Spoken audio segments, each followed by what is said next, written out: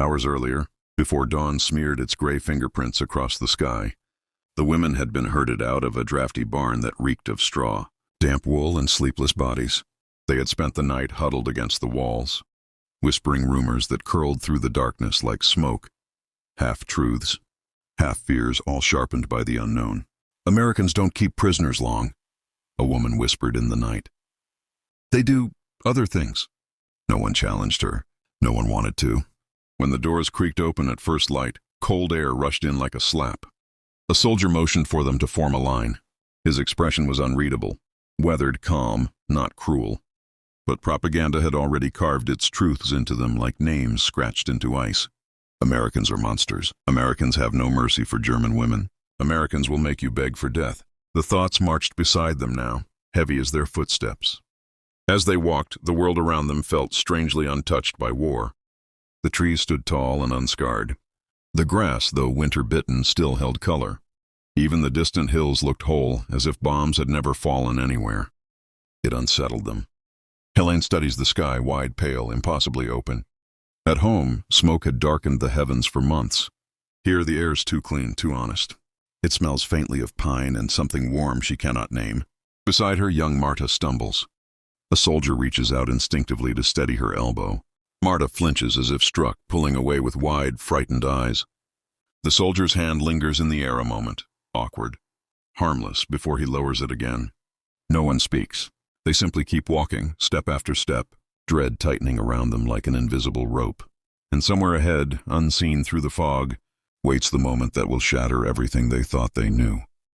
Dawn crawls slowly over the forest road, its pale light spreading like a thin wash of watercolor across the mud.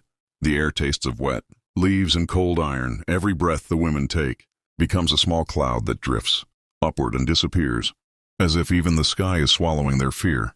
Helene walks near the front of the line, her boots sinking into the ground with a soft, miserable squelch. The leather is cracked. Her socks are damp. She feels every stone under her soles like a whispered insult. Around her, the other women move in silence, heads low, shoulders hunched, hands tucked into thin coats that provide little warmth. An American soldier walks several paces to her right. He is broad-shouldered, helmet shadowing most of his face, rifle resting loosely in his grip. He isn't pointing it at them. That somehow frightens her more. Men who intend cruelty, she thinks, always hold their weapons differently. Behind her, someone murmurs, "Is this it?" Another responds with a trembling sigh.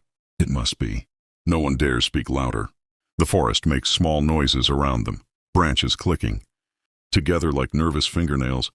A crow cawing somewhere high above, its cry slicing the cold morning air. The path curves slightly, revealing a stretch of road that seems to vanish into the fog, as if the world simply ends beyond it. Helene touches the cloth pouch tucked beneath her coat. Inside it lies her mother's thimble, smooth, dented in one place, still faintly smelling of lavender soap. She presses the fabric against her palm and closes her eyes briefly, as though the tiny object could anchor her to something safe. Then the line halts. Boots stop. Breath stops. An American steps forward and raises one hand, his voice low but clear through the quiet. The fog thins as they approach a clearing, revealing a small cluster of wooden buildings, simple structures with slanted roofs and neat fences. Smoke curls from a chimney, warm and blue, drifting lazily into the morning air. The sight alone startles the women. Smoke in Germany means fire, ruin, screaming. Here it smells of warmth, food maybe, something cooking. Helene's stomach twists. Not with hunger, though she has felt that for months, but with confusion. The line stops. Boots crunch to silence. The American who had walked nearest to them steps forward. His face is visible now, young, but his eyes look older, carrying the weight of too many mornings like this one. He raises his palm gently. "Close your eyes," he says again. The women obey, though fear trembles through their limbs like a cold fever. Helene squeezes her eyes shut. She feels Marta's fingers brush her arm, searching for something to hold on to. Breath catches in several throats. Someone begins to pray in a broken whisper. Then soft footsteps, not from behind but in front of them. Moving closer, Helene braces for the metallic click of a rifle being lifted. But instead, something touches her hands. Warm, solid, heavy. She gasps and flinches, eyes flying open. A soldier stands before her, not aiming a weapon, but holding out a small bar of soap. wrapped in thin brown paper, thick, white, clean.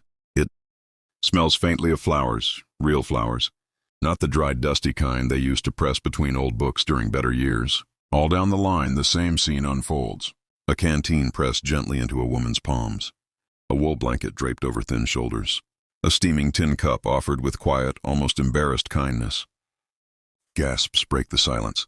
Tears slip down faces without permission. The shock is too sharp to hide, too enormous to swallow. Nothing in their lives, nothing in the propaganda prepared them for this. Kindness. The first sip of the hot drink burns Helene's tongue, not painfully, but shockingly, like tasting life again after months of metal-tasting water and thin broth. She clutches the tin cup with both hands, feeling warmth seep into her fingers, traveling up her arms, loosening something in her chest she had forgotten could soften. Around her, the women stand in a dazed half-circle, each holding something they cannot quite believe is real. Marta stares at her blanket as though it might vanish if she blinks. Older Frau Stein weeps openly, her shoulders shaking like fragile branches in winter wind. A soldier gestures toward a long wooden bench near the cabin. "You can sit," he says gently. Sit? The word feels foreign, but they move, slow, hesitant steps, as though learning to walk again. Helene lowers herself onto the bench. The wood is smooth and warm from the morning sun. Her body almost melts into it. For a moment she feels weightless, suspended between disbelief and relief. Two soldiers emerge from the cabin carrying a large pot. Steam swirls upward in rich aromatic spirals. The smell hits them first: meat, potatoes, onions softened in butter. Real butter, a smell so rich it wraps around them like a forgotten memory of home. Several women instinctively cover their mouths, overwhelmed. Helene can't stop staring at the ladle dipping into the pot, lifting out thick stew, not watery, not gray, real food. She swallows hard, her throat tight with something more complicated than hunger. When a bowl is handed to her, her fingers tremble. The ceramic is warm. The stew glistens. She feels tears gather before she even understands why. She had prepared for cruelty. She had armored herself for humiliation. She had braced for death. But no one prepares for this, being treated like a human being. They eat slowly at first, almost ritualistically, as if each spoonful must be earned with caution. The stew coats their tongues with a warmth that feels unreal. Butter, salt, tender, meat that breaks apart at the slightest pressure, flavors they had forgotten. Even the memory of them feels distant, like trying to recall a childhood dream. Marta is the first to speak. "This can't be real," she whispers, staring into her bowl as though it might apologize for existing. "We are prisoners." Helene doesn't answer. She's busy watching a soldier across the clearing. He kneels near a small wooden crate, opening tin cans and stacking them neatly: beans, peaches, corned beef. The labels are bright, colorful, almost cheerful in a way that feels inappropriate for a world still drenched in war. Frau Stein murmurs, voice hoarse, "We haven't seen fruit in months." At that moment, the soldier lifts a can of peaches, taps it with the back of his knuckle, and smiles, an awkward, gentle smile, as if he, too, understands the strangeness of offering sweetness to people who expected brutality.